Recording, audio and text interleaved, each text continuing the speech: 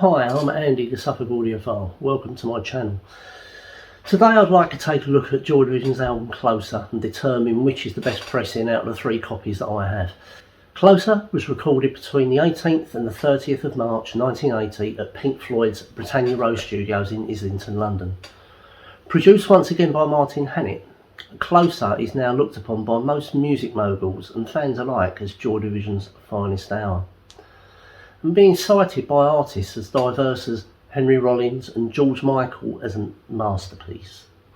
It was released on the 18th of July 1980, exactly 2 months to the day after the death of Ian Curtis. The front cover famously features a photo by Bernard Pierre Wolfe of the Appiani family tomb in Genoa's monumental cemetery of Stagliano. Peter Saville, the sleeve's designer, was concerned, maybe rightly so, that the front cover depicted a tomb, and in the wake of Curtis's death he felt may have been in bad taste. The band and Factory Records, however, weren't overly concerned and felt it should stay. I'm glad it did, as I feel it only adds to the impact and sombre nature of this record. Again, as with Unknown Pleasures, both Peter Hook and Bernard Sumner both disliked Hannett's production on Closer. Peter Hook later complaining that the track Atrocity Exhibition, which was influenced by J.G. Ballard's book of the same name, was mixed on one of his days off, and when he heard the final product was disappointed that the abrasiveness of his guitar had been laden with effects and toned down. He later stated, "I was so annoyed with him, I went in and gave him a piece of my mind, but he just turned around and told me to f*** off." The mastering of this record, however, surprisingly wasn't done by George Peckham, who mastered Unknown Pleasures, but was done by an unknown engineer at an unknown mastering facility. If you know who did master and cut the lacquers of this record and where, please let me know in the comments. It's something I'd really like to know.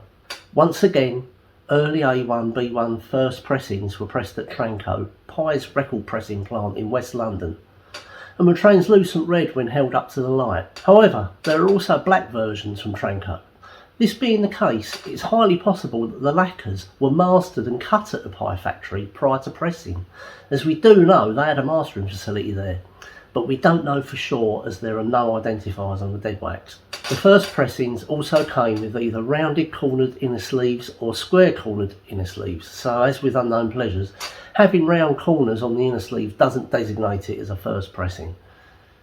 Later reissues were pressed by Lintone, CBS, Godmel Galvanic and God knows who else. Later, early 80s reissues also had new lacquers recut at Virgin's Townhouse Studios in Shepherd's Bush. Mastering information is pretty sketchy on Closer, but we do know that the first pressings were pressed at Pye's Tranco plant. As with Unknown Pleasures, Closer was initially part of the 2006 remastering campaign by Warner's, which was conducted at Alchemy Studios in London, but was then shelved due to the brick walling. You can find out more about the remastering campaign by checking out my Unknown Pleasures video linked below.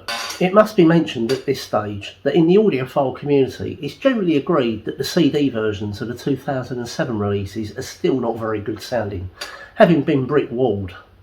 Fortunately, the vinyl counterparts of both albums don't suffer this issue due to the limitations of vinyl mastering.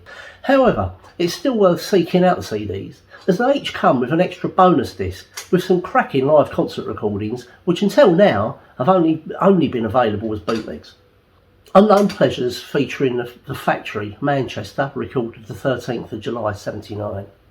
Closer features a bonus CD of a concert at the University of London Union, recorded the 8th of February 1980, and still features a bonus CD of a performance recorded at High Wycombe Town Hall, the 20th of February 1980, together with tracks recorded during sound checks, so well worth checking out.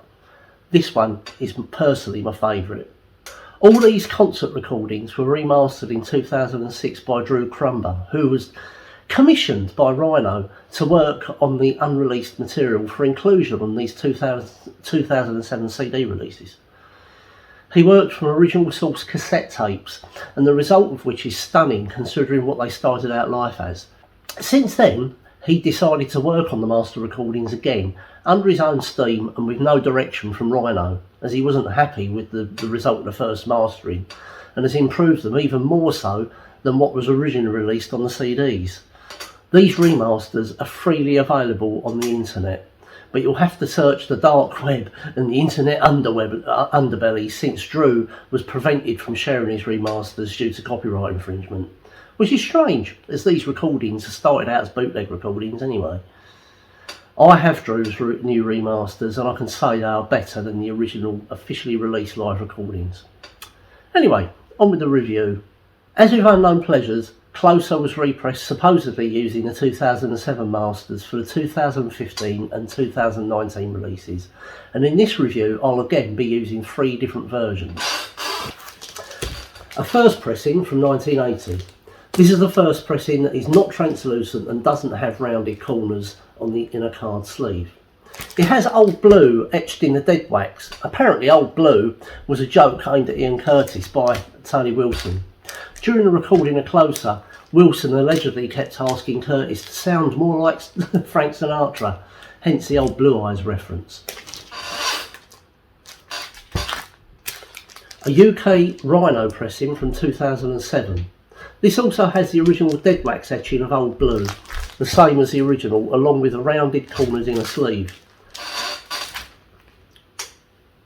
And the Frank Arkwright pressing from 2020. My Frank pressing being the clear vinyl limited edition 40th anniversary release. This pressing, however, has used the same masters as the 2015 and the 2019 releases, so technically isn't any different to those releases. The 2020 pressing I have doesn't have FA in the dead wax. For this review I listened to 3 tracks on the album that I know really well: Heart and Soul, 24 Hours and Decades. As with Unknown Pleasures, both UK 2007 and the Frank pressings share virtually the same mastering choices: boosted bass and mid-range with reduced top end. The top end reduction is really noticeable to me during the final coda of Decades, when Steve Morris starts playing his ride cymbal. On the original it pings and is bright and it's almost dancing across the top of the music, adding colour. On the remasters it's less prominent and doesn't have that clarity, at least to my ears. Out of the 2 remixes, the latest 40th anniversary release I think is a better choice out of the 2. I'm not sure why, maybe it's the quality of the vinyl, but the clear vinyl 40th anniversary edition sounds better to me. Both the 2007 Rhino and the 40th anniversary edition are supposed to be cut from the same masters by Frank Arkwright, but as with Unknown Pleasures there's no mastering engineer identifier on the 2007 pressing. Once again I feel the original is the one to have. It's more present, has more detail in the top end and doesn't sound as woolly as the remix. It has a wider soundstage and more balanced bass and mid frequencies. It just sounds better to me. But that's it, that's Closer. Tell me what you think in the comments below. What pressing have you got? An original, the 2007, the anniversary? What one do you think is best? How have you found these remasters? The remasters are digital, we know that. The original is analog, we know that as well. As I said in a previous video, Mobile Fidelity are looking at remastering Joy Division maybe in the future. On the back of the recent MoFi debacle, what are your thoughts on Joy Division being pressed by MoFi? Let me know in the comments below. I'm Andy, the Suffolk Audiophile. Till next time.